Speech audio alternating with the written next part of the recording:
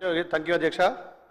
మా ఆలయ నియోజకవర్గం అంతంత వెనుకబడిన కరూరు బీద ప్రాంతం అధ్యక్ష. అక్కడ ఎలాంటి ఉపాధి లేకుండా వ్యవసాయం మీద ఆధారపడ్డ ప్రాంతం. మా పక్కనే ఉన్నటువంటి తపాష్పల్లె నవాపేట గతంలో కాంగ్రెస్ పార్టీ కట్టింది. మరి దానివల్ల ఆ ప్రాంతం రాజాపేట అదేవిధంగా గుండాల మండలం రెండు సస్యశ్యామలమైనా కానీ ఆ ప్రాంతం దానివల్ల ఎక్కువ ఉంటుంది అధ్యక్ష. గత 10 ఏళ్లలో బీఆర్ఎస్ ప్రభుత్వం అక్కడ నిండిపోయినటువంటి సిల్ట్ కానీ ఆ తుంగ తీయకపోవడం వల్ల మా ప్రాంతం పూర్తిగా ఈసారి 50% పంటలు ఎండిపోయినాయి అధ్యక్ష. దయచేసి మీ ద్వారా కోరుతున్నా, ఈ ప్రభుత్వం అన్న ఇప్పుడు మా ఇరిగేషన్ శాఖ మంత్రి ఉత్తమ్ కుమార్ గారి సహకారంతో మొన్న 3-4 మండలాలు సుమారు ఒక 100 చెరువులు నింపగలం. కానీ ఆ నవాపేట తపాష్పల్లి రిజర్వాయర్ నుంచి కొంచెం కాల్వలు పునరుద్ధరించి మా ఆలయ ప్రాంతాన్ని సస్యశ్యామలం చేయాల్సిందిగా మీ ద్వారా కోరుతున్నా. మొన్న గౌరవ మంత్రులు మా గంధమల్ల కూడా మంత్రివర్గ తీర్మానం చేసింది, దానికి నిధులు కేటాయించి ఆ గంధమల్ల అయితే ఇక్కడ ఉన్నటువంటి రాజపేట మండలం 20 గ్రామాల సస్యశ్యామల అధ్యక్ష. పక్కనే ఉన్నటువంటి మల్లన్న సాగర్ ఒక 8 కిలోమీటర్లు అక్కడ కెనాల్ మిగిలిపోవడం వల్ల 20 గ్రామాలకు నీళ్ళు అందట్లేదు. తాగునీరుకు సాగునీరుకు ఇబ్బంది ఉంది అధ్యక్ష. దయచేసి మీ ద్వారా కోరుతున్నా అవి చేయాల్సిందిగా. ఇంకొకటి అధ్యక్ష, మొన్న జరిగినటువంటి మా ఎలక్షన్లలో రాష్ట్రంలో ఉన్నటువంటి రేషన్ డీలర్లంతా కూడా కాంగ్రెస్ పార్టీకి బాగా సపోర్ట్ చేశారు అధ్యక్ష. ఎలక్షన్ మేనిఫెస్టోలో కూడా ఇచ్చినాం. వాళ్ళకు మన కాంగ్రెస్ పార్టీ ఉన్నప్పుడు 9 రకాల సరుకులు ఇచ్చేది అన్నీ ఉండే. ఇప్పుడు బీఆర్ఎస్ వచ్చినాక ఓన్లీ బియ్యం బంధమైనాయి. నేనే మా ఇరిగేషన్ శాఖ మంత్రులు ఉగాది నుంచి సన్న బియ్యం ఇస్తున్నారు, ప్రజలంతా సంతోషపడుతున్నారు.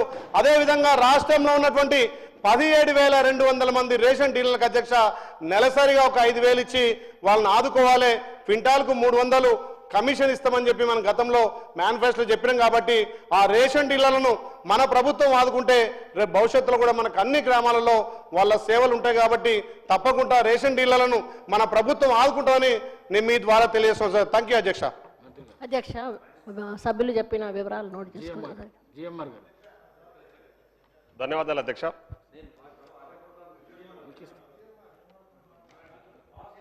అధ్యక్ష ధన్యవాదాలు.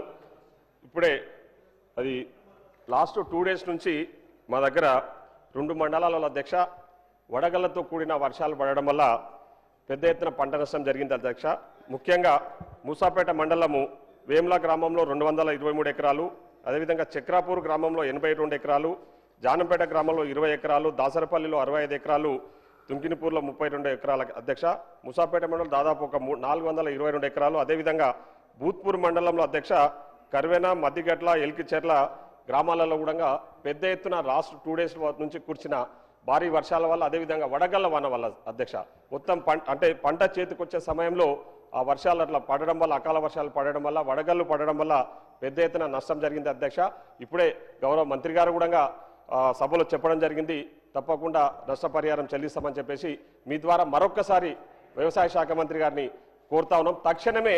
ఎందుకంటే 1,000 రూపాయలు పెట్టుబడి పెట్టి పంటలు పండించుకుంటున్నారు అధ్యక్ష. రైతులు నష్టపోకుండా వాళ్ళని ఆదుకోవాల్సిన బాధ్యత మన మీద ఉందని చెప్పేసి ఈ సందర్భంగా మీ ద్వారా గౌరవ వ్యవసాయ శాఖ మంత్రి మరొకసారి రిక్వెస్ట్ చేస్తా ఉన్నారు అధ్యక్ష. ధన్యవాదాలు అధ్యక్ష. అధ్యక్ష, సభ్యులు చెప్పిన వివరాలు నోట్ చేసుకుంటారు. మనోహర్ రెడ్డి గారు.